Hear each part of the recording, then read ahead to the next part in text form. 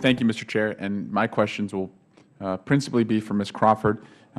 First, does research in high-performance computing require the United States government to make investments? And what I mean is, why can't we simply rely on the private sector to innovate and invent the next supercomputing architecture and software, and then the government can just buy off-the-shelf technology? The short answer is yes, the U.S. government does need to invest in order to shape the exascale architectures for our mission needs.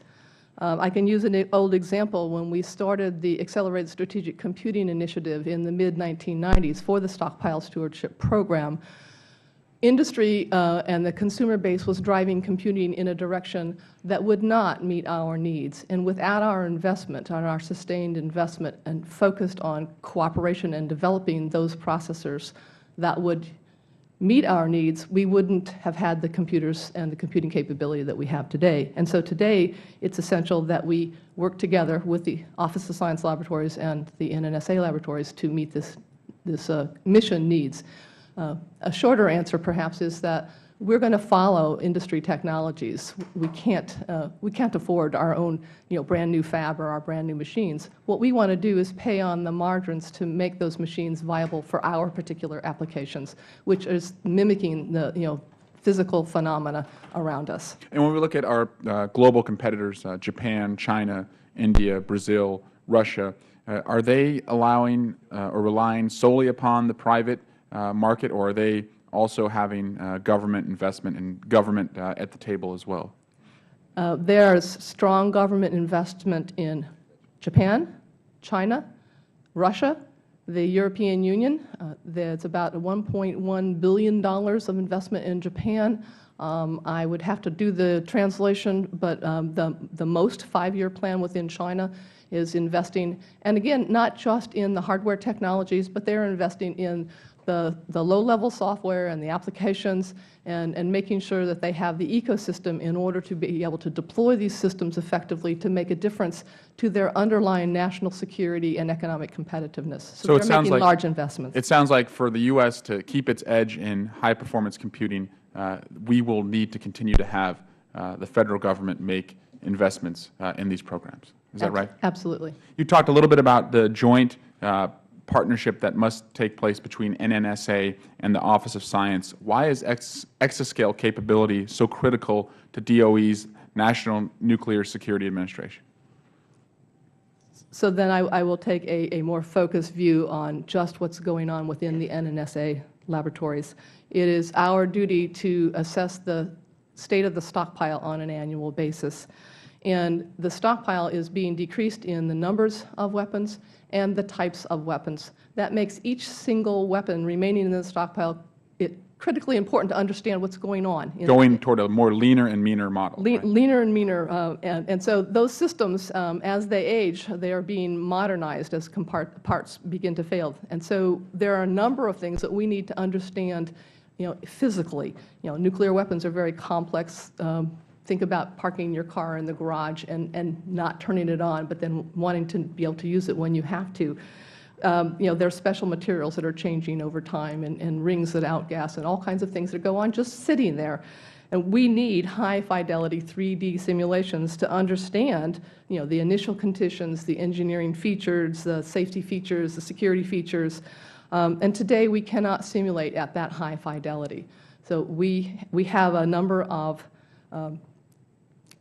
what we do is look at the kinds of calculations we're going to do and the kinds of computing that is required to do those calculations. And so for stockpile assessment, for the life extension programs, for materials aging, for safety and surety, we have a range of exascale needs for the kinds of calculations that will have to go on in high fidelity, high resolution 3D. And they range from half an exascale to 1,000 exascales over the period of the next 10 years.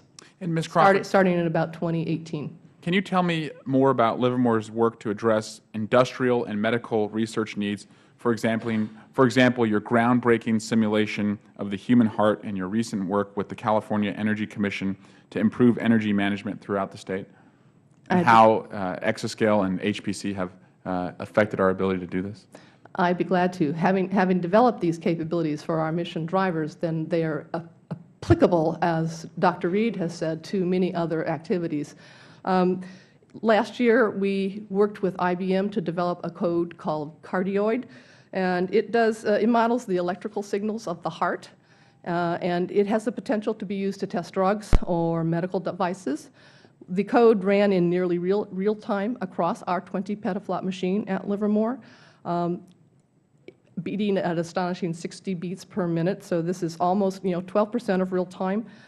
This calculation ran at 59% of peak of this machine, and it's very incredible and amazing thing to take a new code and put it on a new machine and run at this scale. It runs in a time to solution over 1,200 times faster than the previous state of the art.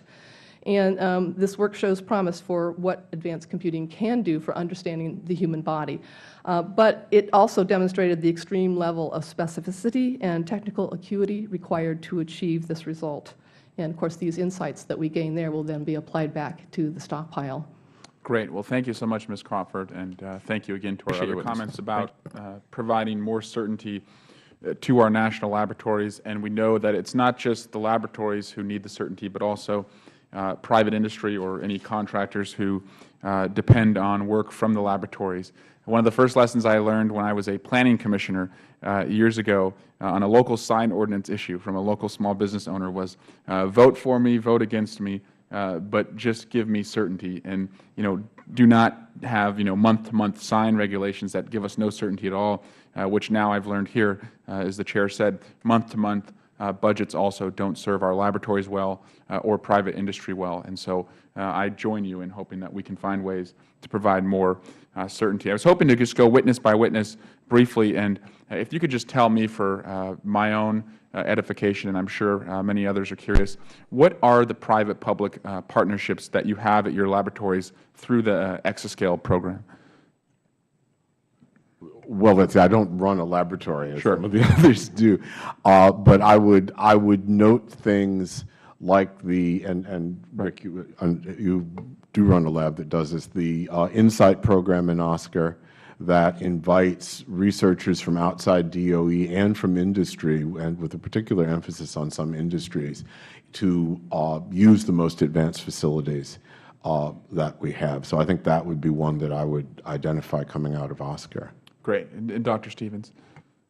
Well, just a few that we've done in the recent past. We've got a collaboration with Pratt & Whitney developing more efficient turbine engines, with Procter & Gamble on a variety of improving consumer products, with the Cummins in improving diesel engines, and Caterpillar improving their ability to model whole vehicles, and including the transmission systems and so forth, with the Mayo Clinic in applying computation to large-scale problems in metagenomics, and so on. There's a long list. Some of these are collaborations with end-user companies, and some are collaborations with companies like IBM or with Intel and with Cray in developing next-generation technologies. And we also work with small businesses. So the laboratories have collaborations on both the end-user component of this technology and the companies developing the technology itself. And when I hear some of those companies, IBM, Intel, Cummins, Caterpillar, I think of billions and billions and billions of dollars of exports. Those are some of the largest exporters in the United States. And if we are going to truly achieve our goal of doubling our exports over the next 5 years, making sure that those companies can continue to play a part in reducing that trade deficit we have, about $40 billion every month, is crucial. And it sounds like the laboratories are helping them to do that, so they can sell their goods and services to the marketplace outside the United States. Absolutely. And we're also working with companies like Dow and DuPont and Johnson Controls. And it's a long list, right? And I think we exactly get this idea of helping American industry be more competitive. Great. And Ms. Crawford? So rather than going through the long list, let me talk about the barriers for industrial adaptation of advanced computing. There have been a number of studies, and there are 3 main barriers. One is the cost of establishing a supercomputing facility, the computer itself, the computing room, et cetera. The second one is the expertise, having the skilled workforce that understands how to use these computers in a meaningful way for their product. And then the third is the software itself that helps them understand their products and how to improve those products. So the kinds of partnerships that Dr. Stevens is talking about and that we have at our laboratory are helping to demonstrate to industry how to overcome those barriers so that they can, in fact, utilize this. And once they have firsthand demonstration and know the value, then that they will start making the investments themselves at a higher level to drive their own productivity and competitiveness. Great. And Dr. Reed, also just like Dr. Giles, I know you do not run a laboratory, but any public-private partnerships you're familiar with that are working right now and also helping the innovation economy? Certainly, and I've been in similar roles in the past. As I mentioned, I used to run an NSF Supercomputer Center, and we did very similar things in Illinois when I was there. Advanced manufacturing was certainly a target, logistics and supply chain optimization. At Iowa now, there are many issues around advanced biological modeling. Now we think about the future of health care in terms of everything from modeling the characteristics of lungs and what the implications are for drug delivery, how we might work with companies about those issues.